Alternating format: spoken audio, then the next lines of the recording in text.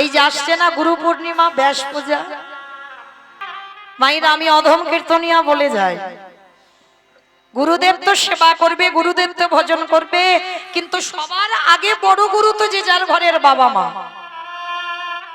তাহলে গুরু গৃহে গিয়ে গুরু পূর্ণিমা পালন করলাম, ব্যাস পূজা করলাম, পৃথিবীতে সব থেকে বড় গুরু আমাদের বেদব্যাস, ব্যাসদেব, সব পূজা করলাম, কিন্তু একবার ঘরে বসে তুমি জীবিত ভগবানকে পূজা করো তো চেষ্টা করবে বাবা। আমি চরণ ধরে বলে যাচ্ছি অধম কীর্তনিয়া, ওই গুরু পূর্ণিমার দিন কিছু করো না করো, অন্তত বাবা মার চরণ যুগলে একটু পূজা করো। যাদের আছে, যাদের হারিয়ে ফেলেছো, আর তো করার কিছু নাই, চিত্রপটে সেবা করতে হবে। আর যাদের জীবিত সাক্ষাতে আছে, বেশি কিছু নয়, একটু আসনে বা চেয়ারে বসিয়ে বাবা মার দুটো চরণ যুগল ধৌত করে একটু মালা কিনে বাবার গলায়, মায়ের গলায় পরিয়ে দিয়ে বছর অন্তর ওই একবার যত্ন করে একটু বাবা মাকে খাইয়ে দিও। ভগবান বললেন সেই ভক্তকে আর আমার কাছে আসতে হবে না, সে যদি সারাদিন আমাকে ডাকতে ভুলে যায়, আমি সারা জীবন সেই ভক্তের দরজায় বন্দী হয়ে ও যে ভক্তে ভগবান,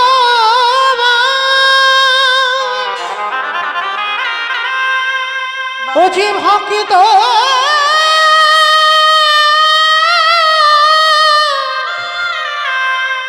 ভক্ত ছাড়া কিছু জানে না,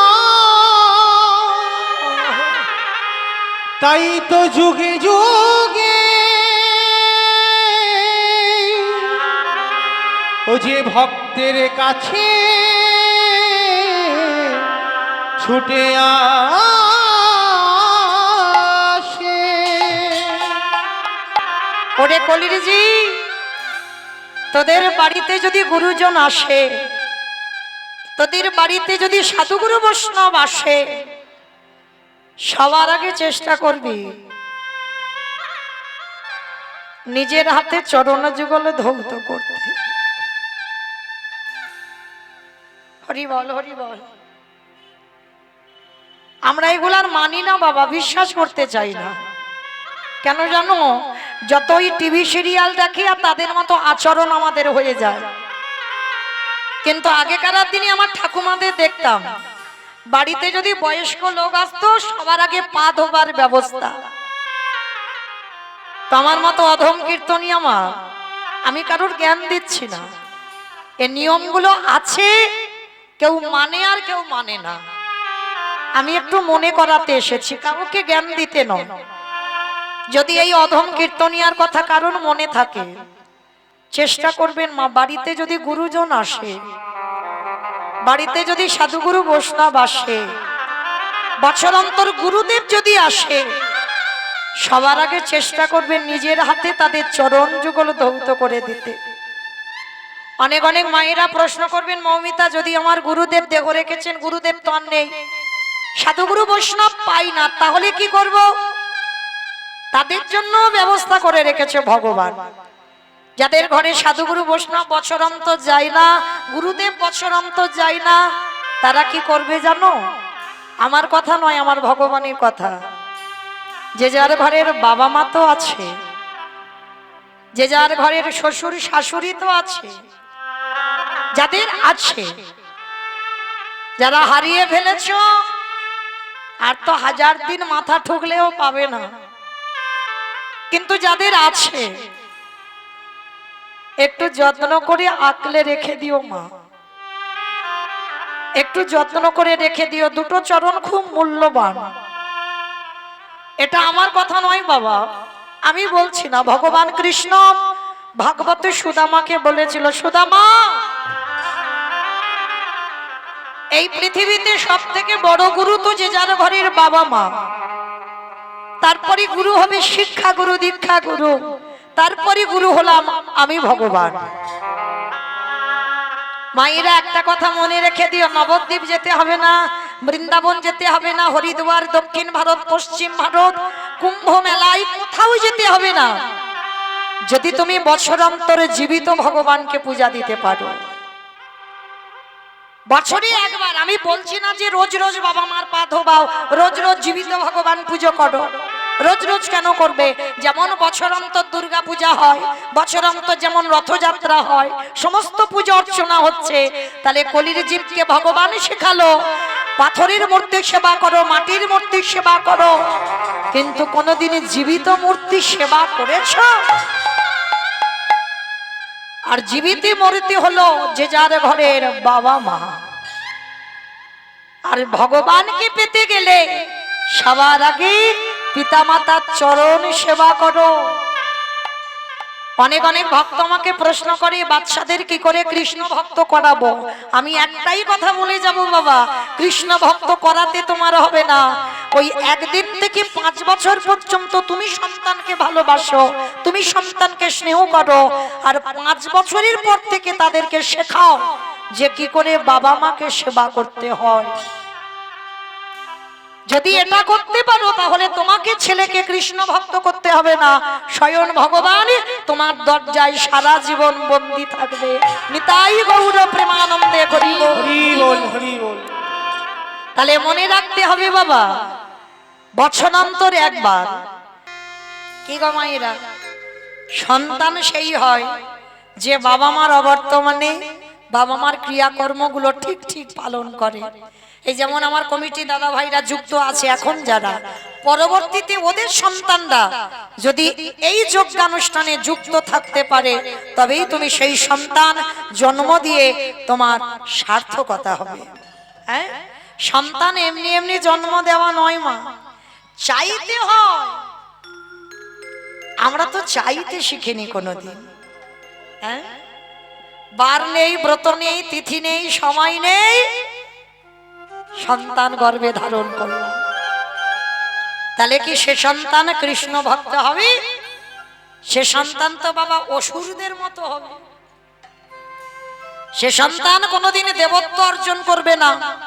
চাইতে হবে স্বামীর কাছে, ভিক্ষা করতে হবে যে আমার একটা কৃষ্ণ বলা সন্তান দাও। যদি বলে মা আমার কথা নয়, মিলিয়ে নেন শাস্ত্র প্রমাণ। শাস্ত্র প্রমাণ দিয়েছে মায়ের ভুলের মাসুল সন্তানকে দিতে হয়। মহাভারতে অভিমন্যু 16 বছর বয়সে প্রাণ চলে গেল, তাই না? মাতৃ জঠরে আগম নিগমের কথা, কি করে প্রবেশ করতে হয় চক্রগৃহে, আগমের কথা শুনলো, আর নিগম মানে বাহির হবে ওই কথাটা শুনলো না। মা সুভদ্রা ঘুমিয়ে পড়েছিল। তাহলে মায়ের ভুলের মাসুল দিতে হলো।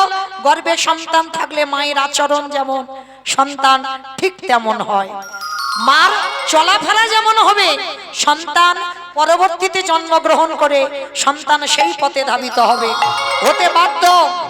যদি বলো প্রমাণ, কশ্যপ মুনি, বাবা মন দিয়ে শুনবে, আমার মায়েরা বিশেষ করে শুনবে, যারা পরবর্তীতে মা হবেন তাদের খুব উপকারে লাগবে, শুনে নাও।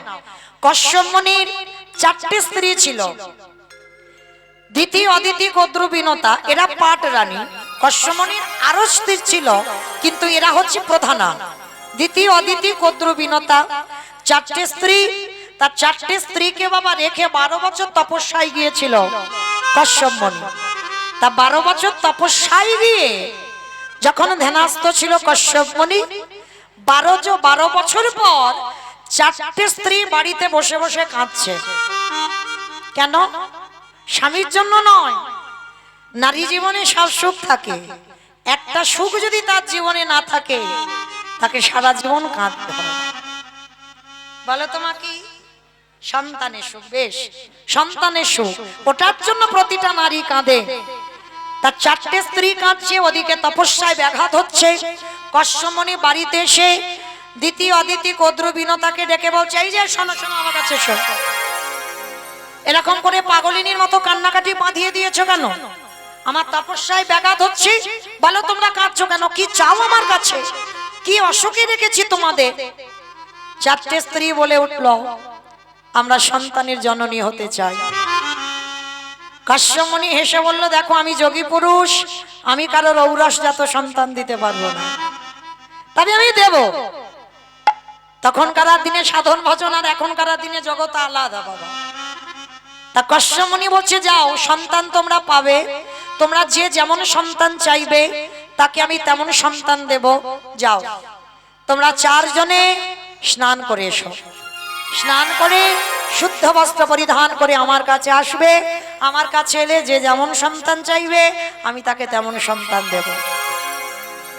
কশ্যপ মুনি ধ্যানস্থ হয়েছে। প্রথমে বড় রানী অদিতি এসেছে। অদিতিকে স্বামী জিজ্ঞেস করছে, বলো অদিতি তুমি কেমন ছেলে চাও?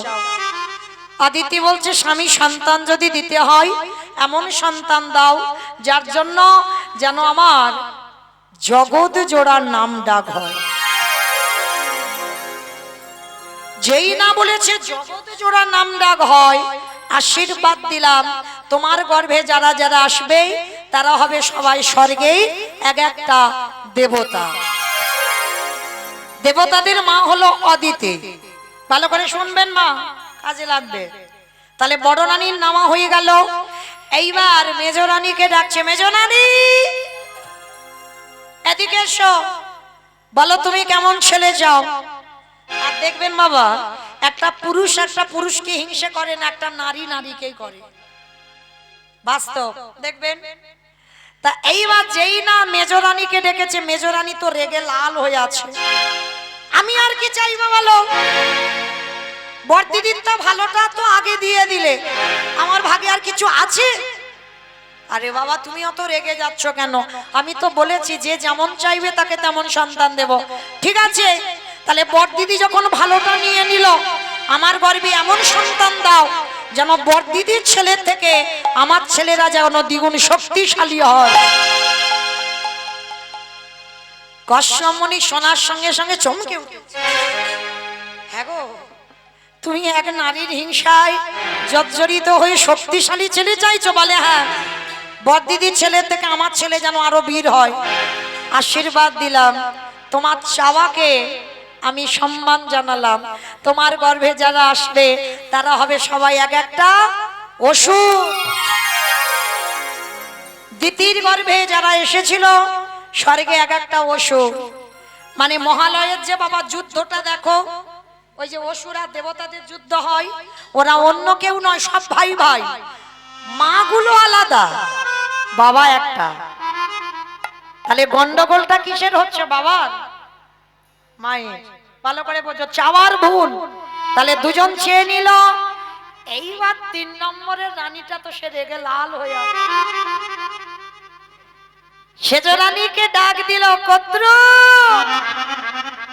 এদিকে এসো, বলো তোমার বড় দিদি মেজ দিদি নিল, তুমি কেমন চাও? সে তো রেগে রণচণ্ডী হয়ে আছে। আমি আর কি নেব বলো? বড় দিদি মেজ দিদি ভালো ভালো নিয়ে নিল, আমার ভাগে আর কিছু আছে? আরে বাবা তুমি শান্ত হও, শান্ত হও। তুমি যদি অত রেগে যাও আমি কি করে তোমাকে আশীর্বাদ দেব? শান্ত কি করে হব? আমি তৃতীয় রানী বলে আমি তো শেষে নিলাম। আচ্ছা বললাম তো তুমি যেমন চাইবে তেমন দেব, বলো কেমন চাও? ঠিক আছে, দিতে যদি হয় আমার ছেলেকে দেখে বড় দিদির ছেলে, মেজ দিদির ছেলে, গোটা পৃথিবীর মানুষ সবাই যেন আমার ছেলেকে দেখে ভয়ে থরথর করে কাঁপে। আমার আশীর্বাদ দেবে কি? কশ্যপ মুনি নিজে কেঁপে উঠেছে। সর্বনাশ, তুমি এক নারীর হিংসায় এমন ছেলে চাইছো, তোমার ছেলেকে দেখে পৃথিবী সবাই ভয়ে কাঁপবে? বলে হ্যাঁ, আমার ওই রকম ছেলে লাগবে। আশীর্বাদ দিলাম, তুমি যেমন মা চেয়েছো আমি দেব। তোমার গর্ভে যারা আসবে সবাই হবে এক একটা বিষধর সর্প। জগতে যত যত সাপ আছে, সাপেদের মা হলো কদ্রমা। তাহলে মায়েরা বড় রানী, মেজ রানী, সেজ রানী হয়ে গেল। আর ছোটটা যেন কি? বিনতা। ওটা একটু আদরে, ছোট তো আদর করে ডাকছে, অবিন। যেমন আমি মৌমিতা, গোটা নাম ধরে না, আমার মা ছোট করে মৌ বলে ডাকে। হ্যাঁ, এগুলো আদরের নাম, ভালোবাসার নাম। তা বিনতাকে বিনতা বলছে না, অবিন। বিনতা এদিকে এসো। এ কি তুমি কাঁদছো কেন? ও বুঝেছি, বড় দিদি মেজ দিদি শেষ দিদি নিয়ে নিল, তোমার ভাগে আর কিছু নেই, ওই জন্য কাঁদছো না স্বামী। আচ্ছা ঠিক আছে, বলো তুমি কান্না বন্ধ করো, এবার বলো তুমি কেমন ছেলে চাও। বাবা নারী তো সব, এই যেখানে এত নারী, সব নারী কি এক? নারী সব। এর আগে তিনটে শুনে নিলে, এবার 4 নম্বরেরটা দেখো, তার স্বভাব, তার চরিত্র দেখো, তার ব্যবহার। স্বামী বলছে বলবে তো, তুমি কাঁদছো কেন? প্রথমে স্বামীর চরণ যুগলে ধরে ওই গলদেশে বসনে দিয়ে, মাথাতে কাপড়ে দিয়ে, স্বামীর চরণ যুগলে হৃদয়ে ধরে বলল, স্বামী গো আমি বড় দিদির মতো ছেলে চাই না, আমি মেজ দিদির মতো ছেলে চাই না, আমি সেজ দিদির মতো ছেলে চাই না। আমি তো বললাম তুমি কেমন চাও, বলো আমি দেব। ওরকম করে নয়, আগে ত্রিশত্ব করো, আমি যেমন চাইবো দেবে। আরে বাবা তোমার দিদিদের ত্রিশত্ব করতে হলো না, তোমার করতে হবে কেন? বলছি তো করতে হবে। বিনতার মাথায় হাত দিয়ে ত্রিশত্ব অঙ্গীকারে আবদ্ধ হলো। স্বামী মনে রেখো, তুমি ত্রিশত্ব করেছ, যেমন ছেলে চাইবো তুমি তেমন দেবে। খালি দাও, দিতে হলে আমারে গর্ভে বেশি নয়, আমারে গর্ভে তুমি একটা সন্তান দিও। সে সন্তানে জানো যেদিন আমার অন্তিম সময় হবে, সেই সন্তানে জানো আমার কোলের কাছে বসে, স্বামী গো সে যেন কৃষ্ণ কৃষ্ণ কৃষ্ণর বলিতে আমার অন্য সন্তান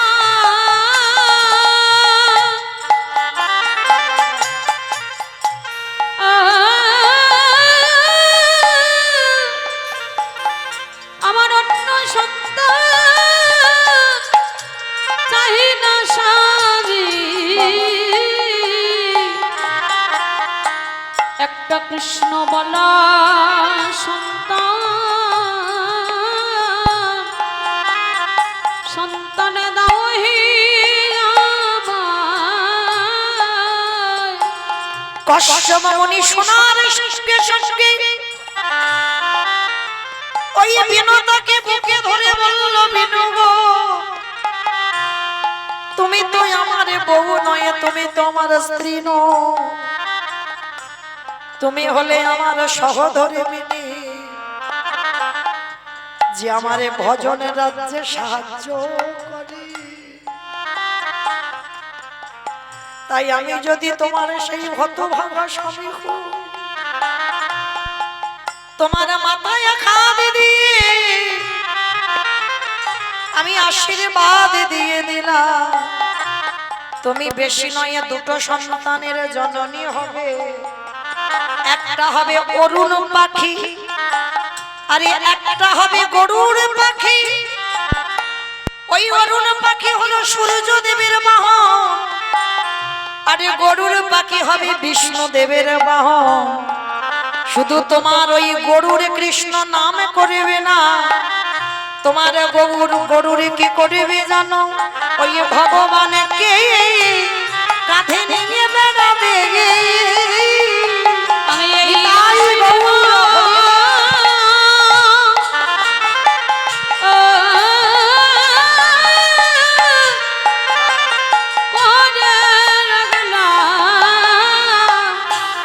ভগবানকে কাঁধে করে নিয়ে বেড়াবে।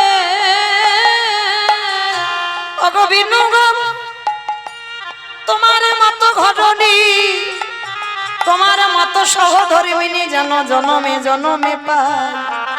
আজ থেকে তুমি আমার ভজন করবে না, আমি তোমার চরণ যুগাও, আমি ভজন করব। নিতাই গৌর হরি বল। কেঁদে কেঁদে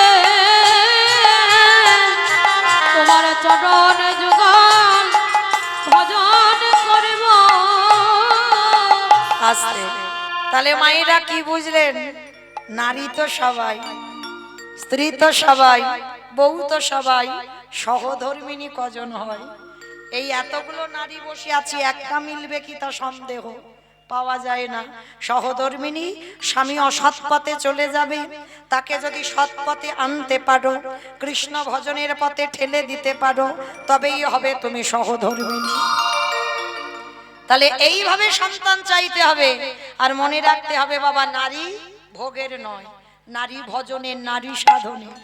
শ্রী শ্রী রামকৃষ্ণ পরমহংসদেব সাধনা করত, আমার মা শারদা, হ্যাঁ, চরণ সাধনা করতে হবে।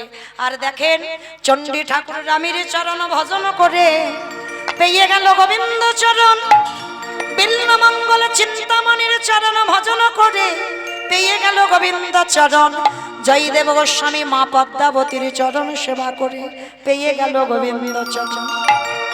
তাহলে যারা জগতে ভাবে নারী শুধু ভোগের, ও তাদের কাছে ভোগের হয়। নারী ভজনের, নারী সাধনের, অসুরদের অত্যাচারে দেবতারা স্বর্গ ছাড়ে। যদি দশভুজা দুর্গা 10 হাতে যদি অসুরী নিধন না করত, তাহলে বাবা দেবতারা যেত কোথায়? নারী সাধনা করতে হয়, হ্যাঁ, শিখতে হবে। গুরু ঘরে বসে কি করে নারী সাধনা করতে হয়, হ্যাঁ। তাহলে আজকে অমাইরা লীলাতে কোথায় ছিলাম গো? অনেক দূরে। বলে ও বৌদির বাড়িতে ছিলাম না, আমি বললাম লীলাতে কোথায় ছিলাম, এটাই তো তত্ত্ব বাবা। বেশ, ছোট্ট ছেলে বটু এমন একটা সন্তান জন্ম দিয়েছিল, বাবাকে বলছে, বাবা তুমি বৈষ্ণবদের সঙ্গে হরিকথায় দিন কাটাও, আমি যাব আর আসব। ভিক্ষার ঝোলাটা নিয়ে বেরিয়ে পড়লো ওই নগরে একটু ভিক্ষা করবে বলে। আর ভগবান মনে মনে ভাবছে, দাঁড়াও, এলাম ওর বাবাকে পরীক্ষা করতে, ও একেবারে সামনে দাঁড়াচ্ছে, তাহলে আমাকে তো পরীক্ষা নিতে হবে। ভগবান নিজের দেহ থেকে একটা বটুর মূর্তি বের করেছে। আর আসল বটু যাওয়ার আগে ভগবান বটু সেজে গোটা গ্রাম ভিক্ষা করে নিয়ে চলে এসেছে। আচ্ছা মা, তোমরা বলো, এই তোমাদের এই আদমপুরে যদি একটা ছেলে 5 মিনিট আগে ভিক্ষা করে নিয়ে চলে যায়, গোটা বাড়ি, গোটা গ্রাম, আবার যদি 5 মিনিট পরই আসে, আপনারা দেবেন ভিক্ষা? মেরে তারা করবে না? আজকের বটুর জীবনে দশা তেমন। ভগবান 5 মিনিট আগে গোটা গ্রাম ভিক্ষা করে নিয়ে চলে গেছে। এবার আসল বটু গেছে। কৃষ্ণ ছাড়া কে আছে আমার, বিশ্ব চরাচর মাঝে, বিশ্ব চরাচর মাঝে কৃষ্ণ ছাড়া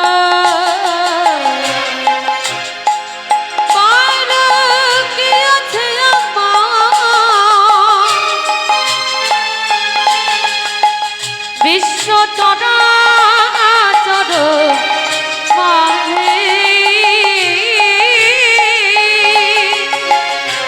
বিশ্ব চরাচর মাঝে সে ছিল আমার দুঃখ সুখের বন্ধু, সে হলো আমার ভাবনার সিন্ধু। সে ছিল আমার দুঃখ সুখের বন্ধু, আর সে হলো আমার ভাব পারে সিন্ধু। তার নাম ভুলিতে কি ভুলিতে কি পারি, তার নাম ভুলিতে কি ভুলিতে কি পারি, তার নাম ভুলিতে কি পারি। বিশ্ব চরাচর মাঝে, বিশ্ব চরাচর মাঝে দেখা দিয়ে দেখা দি, দেখা দেই। যেই না ভিক্ষার আঁচলটা পেতেছে, গ্রামের লোকেরা বলে বলেন, এই ছেলে সকালবেলা তোর বাবা নিয়ে গেল, তুই 5 মিনিট আগে নিয়ে গেলি, আবার তোর বাবা তোকে পাঠিয়েছে। দেখাচ্ছি মজা তোকে, দাঁড়া। সবাই মিলে ওই বটুকে, ছোট্ট 5 বছরের ছেলে, মারতে মারতে তার আছে, দূর হয়ে যা, বেরিয়ে যা, কৃষ্ণ কৃষ্ণ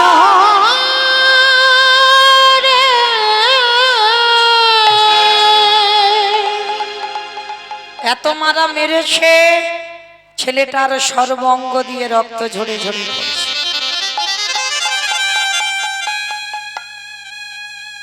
এত মারা মেরেছে। গাছতলায় বসে বসে কাঁদে আর বলে, কৃষ্ণ, আর আমি এ দেহ নিয়ে বাড়ি যাব না। বৈষ্ণব সেবা যদি দিতে না পারি, যমুনার জলে প্রাণ ত্যাগ করব। ভগবান ভয় পেয়ে গেল, ছেলেটা যদি মরে যায় কেউ তো ভগবান বলবে না। না না না, ছেলেটাকে বাঁচাতে হবে। একটা পাখি হয়ে ভগবান কানের কাছে বলে যাচ্ছে, তোকে কেউ মথুরায় দিল না তো, চলে যা বৃন্দাবন। ছোট্ট ছেলেটার মনে আনন্দ, নাচতে নাচতে নাচতে নাচতে বৃন্দাবনে পৌঁছালো। আর বৃন্দাবনে গিয়ে মা পূর্ণমাসীর ঘরে চাল, ডাল, আলু, সবজি যা যা দরকার পুটলিতে করে বেঁধে নিয়েছে। এইবার পুটলিতে করে বেঁধে নিয়ে আবার যমুনা নদী পার হয়ে অতিথি সেবা। আর যমুনা নদী পার হতে যাবে, ভগবান মনে মনে ভাবলো, এ বেটা তো ঠিক জোগাড় করে নিল, এত তাড়াতাড়ি তো আমি খাবো না। ভগবান কুর্ম হয়ে জলের তলায় বসে আছে। আমা কুর্ম মানে কি গো?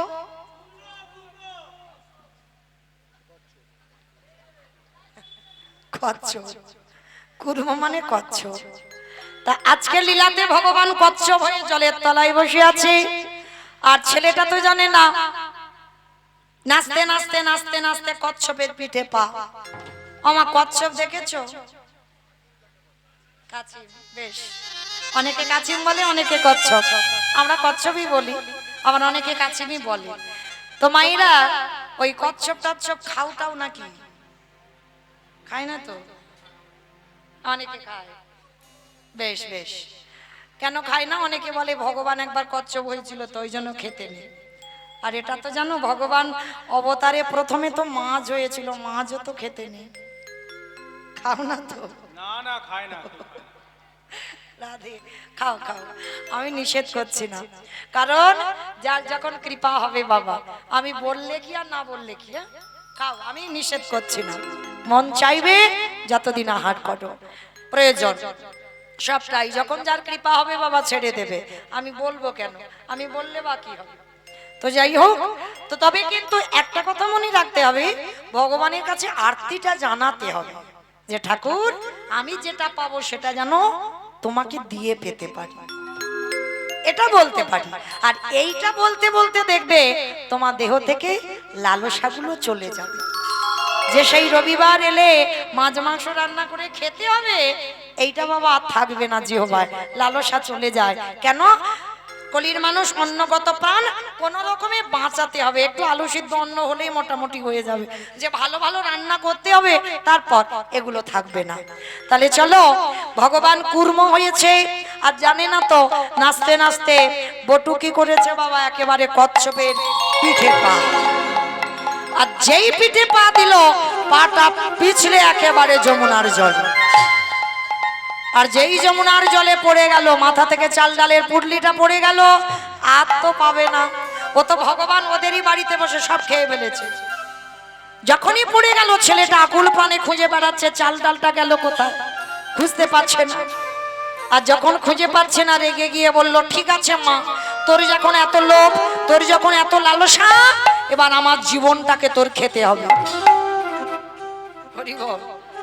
ছেলেটা মরবে বলে প্রস্তুত, যে এত কষ্ট করে যখন বৃন্দাবনে চাল ডাল পেলাম, তাও তুই খেলি, এবার আমার জীবনটা খা। ভগবান ওদেরই বাড়িতে ভাবছে, হায় হায় হায়, ছেলেটা যদি জলে ডুবে যায়, আমাকে তো কেউ ভগবান বলবে না। না না না না, ছেলেটাকে বাঁচাতে হবে। কিন্তু কি করে বাঁচাবো, কি করে বাঁচাবো? চিন্তায় পড়ে গেল, কি করে বাঁচাবো। আর চিন্তা করতে করতে বাবা, ভগবানের চাতুরালির অভাব আছে।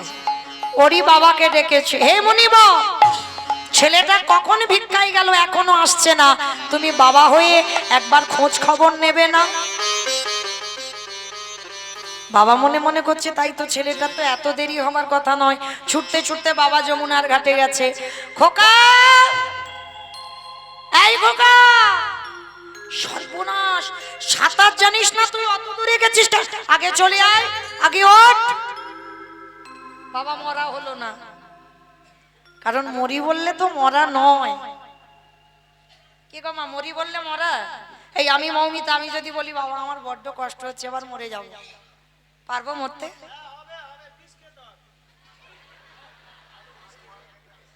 কিরম দেখেছো? আমার বিষ খেলে আমি মরবো? আমার ঘাস মারা বিষ খাওয়াবে নাকি? মানে কিরকম দেখেছো আইডিয়া গুলো? অমাইরা যত বিষ খাও না কেন, আর একবার যে খেয়ে হাসপাতালে যাবে, দ্বিতীয়বার আর খাবে না। তাহলে মৃত্যু যদি কপালে থাকে তো তুমি মরবে, আর মৃত্যু যদি না থাকে হাজার চেষ্টা করলেও বাবা তোমার মৃত্যু হবে না। ওই জন্য শাস্ত্র বলছে কে যে কিভাবে মরবে বাবা কেউ জানে না। কেউ খেয়ে মরে, কেউ খাইয়ে মরে, কেউ নিয়ে মরে, কেউ দিয়ে মরে, কেউ শুনে মরে, কেউ বলে মরে, কেউ দেখে মরে, কেউ ভালোবেসে মরে। এই যা যা কথাগুলো বলছি একটা কথা গ্রন্থের বাইরে নয় মা, সব ভিতরে আছে, খুঁজে বের করতে হবে। তবে আমি একটু করে অপশন দেব, আপনারা খুঁজে বের করবেন। কেমন বলেন তো বাবা? খেয়ে মরেছিল কে? জানা থাকলে বলবে, না হলে বলে দেব। বকাসুর খেয়ে মরেনি, কৃষ্ণ গোষ্ঠে গেল, এমন গিলে খেতে গেল বকাসুর বধ।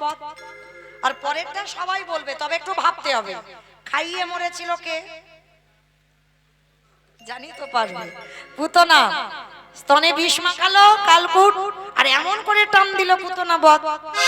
তাহলে খেয়ে মরলো বকাসুর, খাইয়ে মরলো পুতনা। নিয়ে মরেছিল কে? আমি অপশন দেব, খুঁজে বের করবেন। রামায়ণ নিয়ে মরেছিল।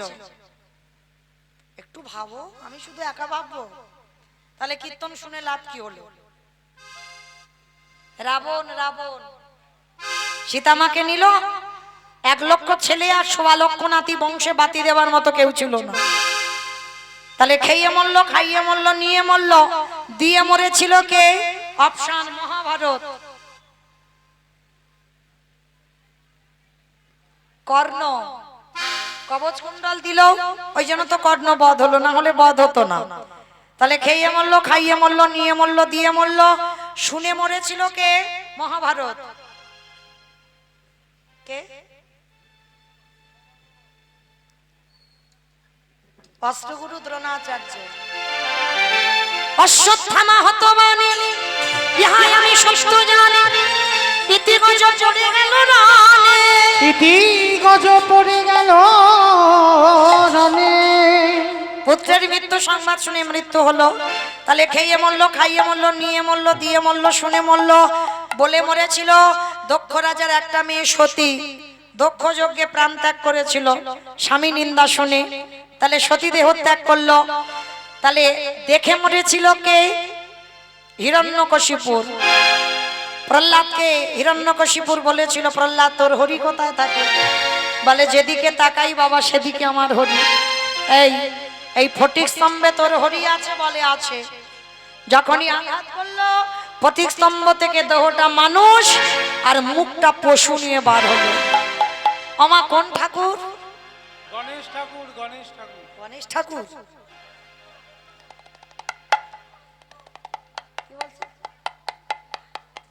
নরসিংহ। ওই নরসিংহ রূপ ধারণ করে বাবা যখন হিরণ্যকশিপুরকে শূন্যে তুলেছিল, তখন বলেছিল বধ করতে পারবে না। কেন? আমি জলে মরবো না, স্থলে মরবো না, অন্তরিক্ষে মরবো না। নরসিংহরূপী ভগবান বলেছিল আমি মারবো তোর জানু দেশে। বলেছিল তবু মারতে পারবে না। কেন? আমি ঘরে মরবো না, বাইরে মরবো না। নরসিংহরূপী ভগবান বলল আমি মারবো তোর ঘরে চৌকাটের উপরে দাঁড়িয়ে। বলে তবু মারতে পারবে না। বলে কেন? আমি দিনে মরবো না, রাতে মরবো না। বলে আমি মারবো তোর গোধূলি বেলায়। বলে তবু মরবো না, আমি তো মাসে মরবো না, বারে মরবো না। অমাইরা কোন মাসকে মাস বলে না, কোন বারকে বার বলে না? বাহ, মল মাস। তার মানে আমার কীর্তন শোনে। মল মাস মানে পুরুষোত্তম মাস। এই পুরুষোত্তম মাসটা সৃষ্টি করেছিল হিরণ্যকশিপুরকে মারবার জন্য। মল মাসটাকে মাস ধরে না, বার ধরে না, মহাজনগতস্য পন্থা। তো আজকে লক্ষ্য করে দেখেন, ওই রূপটা দেখেই হিরণ্যকশিপুর বধ হলো। তাহলে খেয়ে মরলো, খাইয়ে মরলো, নিয়ে মরলো, দিয়ে মরলো। কি বলছে একটু বলতে বলো তো, বারবার অনেকক্ষণ ধরে কি বলছে? ওনাকে সরান, ওখান থেকে সরান, ওনাকে সরান, বিরক্ত করছে, একটু সরিয়ে দেন, বারবার কথাগুলো আসছে। বিরক্ত করছে। হরি বল। তাহলে বাবা খেয়ে মরলো, খাইয়ে মরলো, নিয়ে মরলো, দিয়ে মরলো, শুনে মরলো, বলে মরলো, দেখে মরলো। আর একটা বাকি আছে, ভালোবেসে মরেছিল কে? আমার ভালোবেসে মরেছিল কে বলো? দেখেছো, আমি বললাম গ্রন্থের বাইরে যাবে না, ও গ্রন্থের বাইরে গিয়ে বসে আছে, আর এখনো মরেনি, বেঁচে আছে। হরি বল। আমার সিনেমা দেখে দেখে ওর ওই অবস্থা। ভালোবেসে মরেছিল রাজা দশরথ। শাস্ত্র বলছে রাজা দশরথ ভালোবেসে মরেছিল। কাকে ভালোবেসে মরেছিল? রামকে? কইকেয়ী মাকে। কইকেয়ী মাকে ভালোবেসে বাবা এমন করে কইকেয়ী মা দুটো বর চেয়েছিল। প্রথমবারই ভরত রাজা হবে, দ্বিতীয়বারে রাম বনে যাবে। আর এমন বর চাইলো, রাম বনে যাবার পরে দশরথ কেঁদে কেঁদে অন্ধ হলো। আর বিছানা সজ্জা হয়ে দশরথের নীতিতে একটা কথা বলে গেছে, বলবো? একটু বলি। আমাদের বলেনি, আমার দাদা ভাই বাবা ঠাকুর ভাইদের বলেছে, যারা যারা বিয়ে করেছে। দশরথ বলে গেছে, বলবো? বলল, শোনো কলিরজি, তোমরা যেন কেউ আমার মতো বউকে ভালোবেসো না। ভালোবেসো, কারোর বউ যেন মাথায় চড়ে না বসে। আর যাদের যাদের বউ চড়ে বসবে, দশরথ মরার আগে বলল, ওগো তাদের দশা আমার মতো খাবে। আমি এই নিতাই বাবা, হরি বল। করে গেলাম, তাদের দশা আমার মতো হবে। বেশ, আমার লীলাতে কোথায় ছিলাম?